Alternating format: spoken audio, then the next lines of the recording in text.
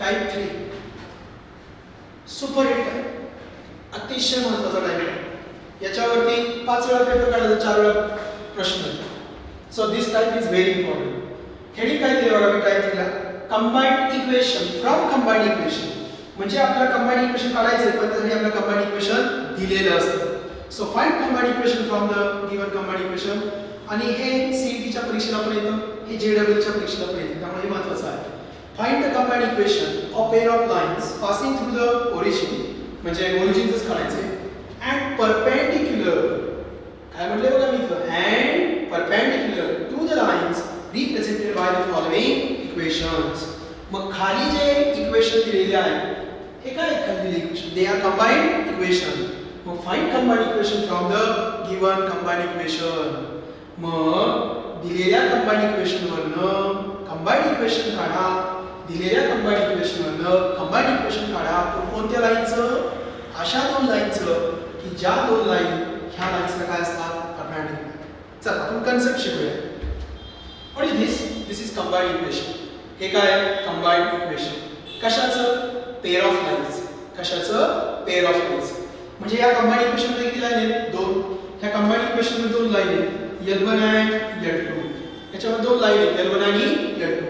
ह्या combined equation मध्ये 2 line आहेत, L1 आणि L2. ओके. मग या लाईन L1 ला परपेंडिक्युलर असणारी, ह्या लाईन L2 ला परपेंडिक्युलर असणारी दुसरी लाईन असणार L1 डॅश, दुसरी लाईन असणार L2 डॅश, आणि यांचं मात्र UB इक्वल टू 0 ने काय करायचं, कंबाइंड इक्वेशन. बरोबर. What is this, combined equation. हे काय मला सांगा, कंबाइंड इक्वेशन. डियर स्टुडंट्स, हे काय आहे, combined equation of degree 2 in x and y. Combined equation, combined equation मध्ये किती लाईन असतात, 2, L1 आणि L2. ते आपण थेरम नंबर 1 मध्ये पाहिलं की कंबाइंड इक्वेशन मध्ये किती लाईन असतात, 2, L1 आणि L2. मग L1 नावाच्या लाईनला परपेंडिक्युलर असणारी लाईन कोण, L1 डॅश. L2 नावाच्या लाईनला परपेंडिक्युलर असणारी लाईन कोण, L2 डॅश. मग L1 dash, L2 dash, these are the 2 new lines. How are they? कशा आहेत त्या, परपेंडिक्युलर टू गिवन लाईन्स. आपल्या दिलेल्या कंबाइंड इक्वेशन मध्ये किती लाईन असतात, 2. त्या 2 लाईनला परपेंडिक्युलर असणाऱ्या अजून 2 लाईन आहेत आणि त्या परपेंडिक्युलर लाईन्स काय करायचं, combined equation. So given combined equation, find combined equation. Okay. चला तर मग सोडूया आपण. आता यासाठी 2 मेथड आहेत. किती मेथड आहेत, 2. एक म्हणजे ते जे कंबाइंड इक्वेशन दिले त्याच्यापासून 2 सेपरेट इक्वेशन काढा. गिवन कंबाइंड इक्वेशन, त्याच्यापासून 2 सेपरेट इक्वेशन, 2 सेपरेट इक्वेशन पासून 2 separate slope, -x coefficient upon y coefficient. त्या गिवन लाईनच्या स्लोप पासून रिक्वायर्ड लाईनचे स्लोप कसे, negative reciprocal by, because the lines are perpendicular. मग combined equation, 2 separate equations of lines, 2 separate slopes of given lines, then 2 separate slopes of perpendicular lines by negative reciprocal and by y equal to m1x and y equal to m2x, 2 new perpendicular equation of lines and then their combined equation. ही पहिली method. पण ही method किती लेंदी बघा ना, combined equation, separate equation, 2 slope, perpendicular slope, 2 line आणि परत combined equation. एवढी lengthy process आहे. पण ही प्रोसेस नाही करायची आपण. ओके. मग काय करायचं बघा, ऑक्झिलरी मेथड वापरायची. कोणती मेथड वापरायची, ऑक्झिलरी. चला तर सोडूया आपण. मी काय लिहिणार, given combined equation is. Okay. First problem, हाच प्रॉब्लेम परीक्षेला जास्त वेळा विचारला. Given combined equation is 5x square minus 8xy, 5x square minus 8xy plus 3y square equal to 0. Given combined equation is 5x square minus 8xy plus 3y square equal to 0. 5 3 15. बरोबर. Product किती आला पाहिजे, 15 आणि addition -8. Okay. Factor पडती, पण ती method आपण वापरणार नाही. तर आपण मेथड कोणती वापरणार, ऑक्झिलरी मेथड. मग ऑक्झिलरी मेथड मध्ये काय करतात, डिवाइड बाय x स्क्वेअर. बघा, divide by x square.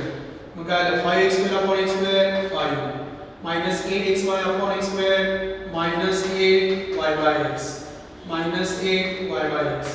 plus 3 y square upon x square y by x bracket square equal to 0. Got it? So divide by x square. आता y by x ला काय म्हणायचं m. So 5 minus 8m plus 3m square equal to 0. Therefore 3m square minus 8m plus 5 equal to 0. हे काय झालं auxiliary equation. This is the auxiliary equation. This is the auxiliary equation. This is the auxiliary equation. बराबर? हे काय auxiliary equation of two lines whose slope is m. बरोबर? त्याच्यामध्ये एखादी लाईनचा स्लोप काय m. परंतु आपल्याला लाईन कशी पाहिजे आता परपेंडिक्युलर. मग जर दिलेल्या लाईनचा स्लोप m असेल तर परपेंडिक्युलर लाईनचा स्लोप काय असेल -1 upon m. Why? Negative reciprocal. Because when two lines are perpendicular to each other, product of their slope is -1. म्हणजे m1 into m2 किती येतो -1. m1 into m2 is -1. What is m2? -1 upon m1. -1 upon m1. -1 upon इथं m येणार. बरोबर? This is the auxiliary equation of two lines whose slope is m. Therefore, slope of perpendicular line to above line is -1 upon m. Is -1 upon m. मग बघा दिलेल्या लाईनचा slope कोण m. This is the slope of given line. Then -1 upon m is the slope of perpendicular line. -1 upon m is the slope of perpendicular line. कळलं? मग आपण याला equation number 1 म्हणूया. काय म्हणूया इक्वेशन नंबर 1. काय झाले लक्षात घ्या. आपल्याला कंबाइंड इक्वेशन दिलं होतं.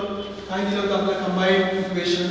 त्या कंबाइंड इक्वेशनचं आपण काय फॉर्म केलं ऑक्सिलरी इक्वेशन.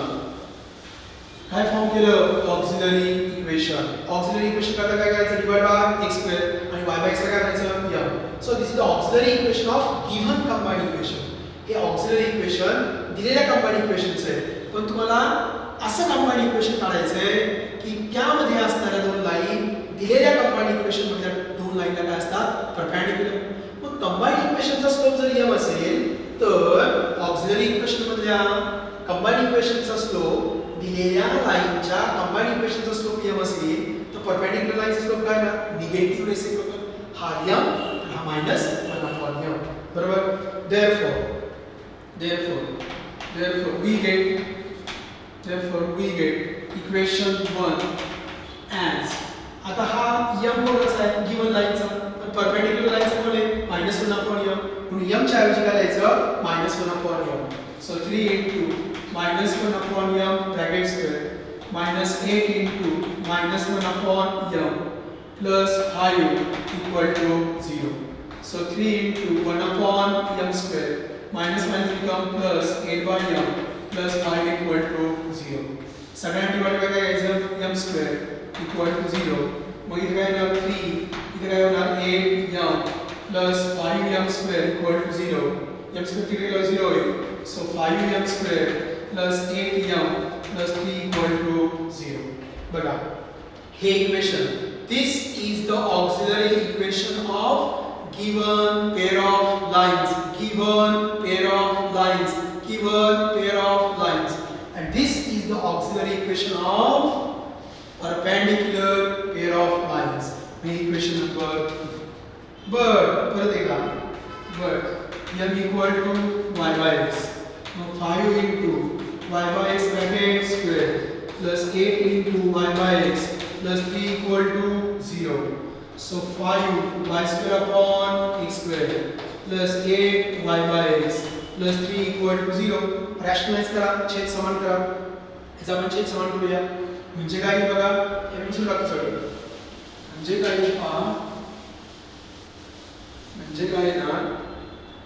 काय ना 5y स्क्वेअर सगळ्यांचा डिनॉमिनेटर काय करायचा x स्क्वेअर इक्वल टू 0. मग काय आहे बघा 5y square plus 8xy plus 3x square equal to 0. Therefore we get 3x square plus 8xy plus 5y square equal to 0. So this is the required combined equation. This is the required combined equation. पर देखा पा given combined equation in auxiliary form. दिलेल्या combined equation चा slope कोण m, perpendicular line चा slope कोण -1/m. मग या ठिकाणी प्रत्येक असं ठिकाणी असणाऱ्या m ची जागा कोणी घेतली -1/m रॅशनलाइज केलं. परत m ची व्हॅल्यू काढली y/x, m ची व्हॅल्यू काढली y/x आणि परत रॅशनलाइज केलं, छेद समान केला, तर काय भेटलं? This is the combined equation. So this is the required combined equation. So the next problem we are moving to the next problem.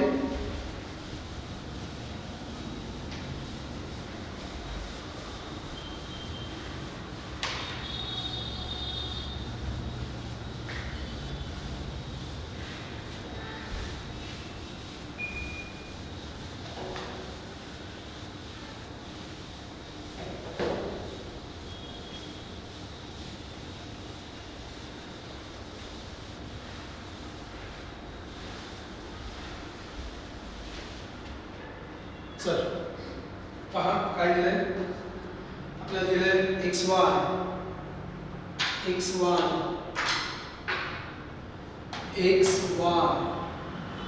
plus y square equal to 0. xy plus y square equal to 0. Okay, this is given combined equation. आपण लिहूया given combined equation is. Okay, आता काय करायचं? divide by x square. So xy upon x square plus y square upon x square and 0 upon x square. मग x ला x square केला म्हणजे काय झालं? y by x plus y by x bracket square equal to काय आला? 0. But m equal to y by x. मग काय होणार? m plus m square equal to 0. y by x काय म्हटलं? m. y by x काय म्हटलं? m. and y by x bracket square काय म्हटलं? m square. Therefore m square plus m equal to 0. This is auxiliary equation in m. auxiliary equation कशामधलं? m. बरोबर. For perpendicular lines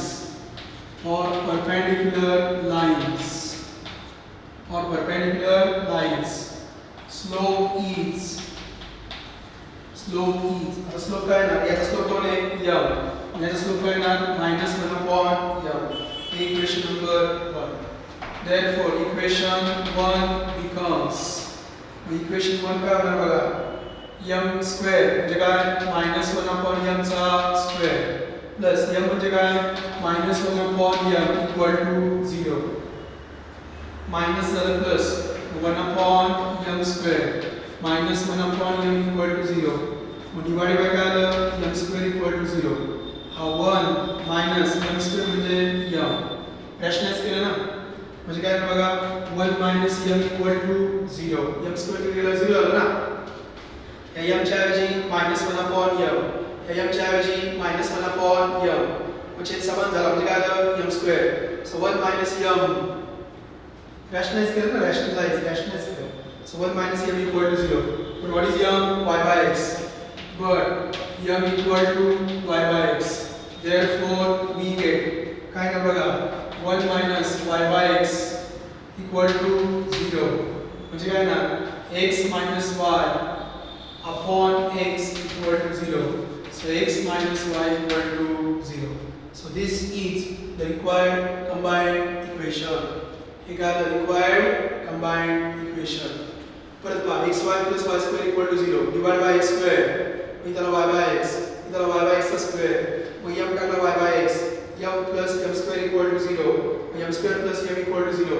m च्या ऐवजी घेतला -1/m. y for perpendicular lines. मग m च्या ऐवजी -1/m. -1/m square 1/m square -1/m. Rationalise केलं 1/m राहिला. Rationalise केलं 1/m राहिला. आणि एमची व्हॅल्यू y by x साठी. So this is the required combined equation.